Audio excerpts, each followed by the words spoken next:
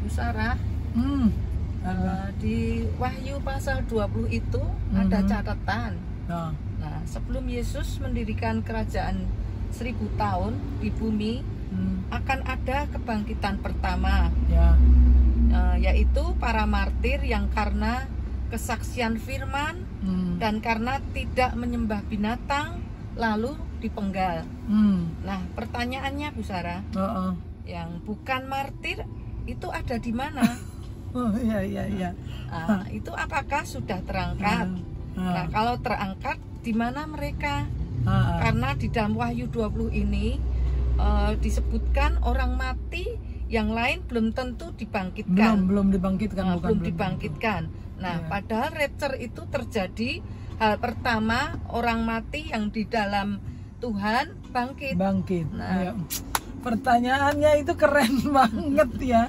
Ya, jadi ceritanya dalam Wahyu pasal 21 itu dikatakan seorang malaikat turun membawa rantai dan membawa gembok, kemudian menangkap ular, naga, setan, iblis itu kemudian dirantai selama 1000 tahun, ya kan? Ya, terus takhta-takhta diletakkan. Lalu Yesus akan mendirikan kerajaannya selama 1000 tahun.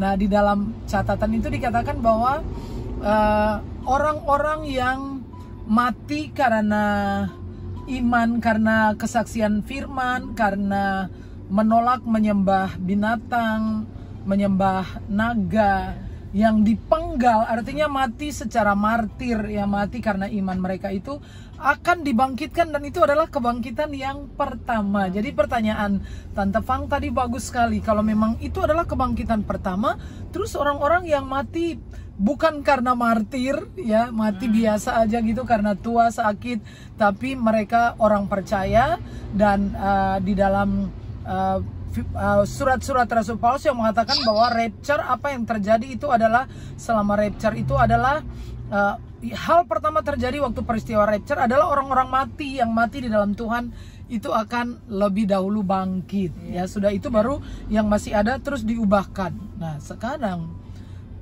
masalah kita di sini adalah bahwa kalau misalnya dalam Wahyu 20 itu adalah kebangkitan yang pertama, berarti dan disebutkan di sana orang mati yang lain itu belum bangkit. Apakah di situ termasuk orang-orang percaya, orang-orang beriman, tapi matinya bukan karena mati syahid, mati karena sakit, karena tua, ya kan, tidak karena menjadi martir? Apakah mereka dikatakan seandainya kebangkitan pertama merujuk kepada Wahyu 20, berarti mereka belum bangkit.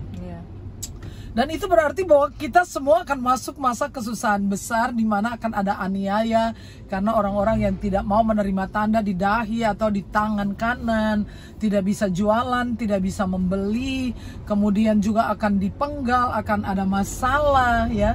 Nah, itu berarti bahwa kita bisa masuk ke dalam masa kesusahan besar. Tapi kalau itu berarti bahwa orang-orang yang tadi disebutkan martir itu apakah include orang-orang yang mati di dalam Tuhan, tapi tidak disebutkan di sana, ya, sudah bangkit? Dan pertanyaannya, kalau mereka misalkan masih belum bangkit, berarti masih tetap ada di kubur.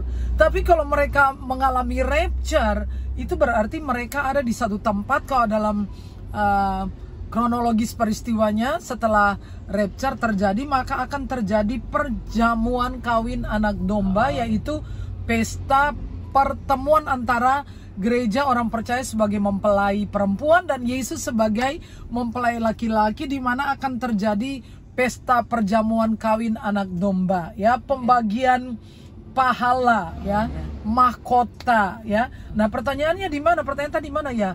Ya, bisa aja di Firdaus, bisa aja di awan-awan, di satu atmosfer, ya kan? Ya, itu bisa terjadi. Dan kalau itu terjadi pre-tribulasi atau mid-tribulasi, berarti kita bergabung bersama-sama dengan Yesus dalam kerajaan 1000 tahun. Tapi kalau misalnya tidak terjadi, bahwa yang mati sebelum masa tribulasi tidak bangkit, berarti kita menunggu sampai kerajaan 1000 tahun. Di sini prinsip saya di sini adalah kita mari harus sungguh-sungguh ya, sungguh-sungguh mencari Tuhan, karena kita berharap sekali ya, jangan sampai kita tiwas berharap, apalagi itu yang kasih karunia terus hidup nggak benar itu ya. Kalian harus tenanan loh ya. Saya tidak percaya bahwa kasih karunia itu bertujuan untuk membuat kita hidup secara kedagingan. Kalau saudara paham kasih karunia menyelamatkan saudara untuk hidup secara kedagingan, Anda salah paham, dan itu sangat berbahaya sekali ya. Itu sangat ajaran pemahaman yang sangat berbahaya. Yang benar adalah kasih karunia Tuhan itu menyelamatkan kita dari dosa, supaya kita hidup bersih, supaya kita hidup benar, supaya kita hidup dengan tujuan. Melalui hidup kita, dunia ini diselamatkan. Kira-kira gitu Tante Pak. Terima kasih, Bu. Bisa ya.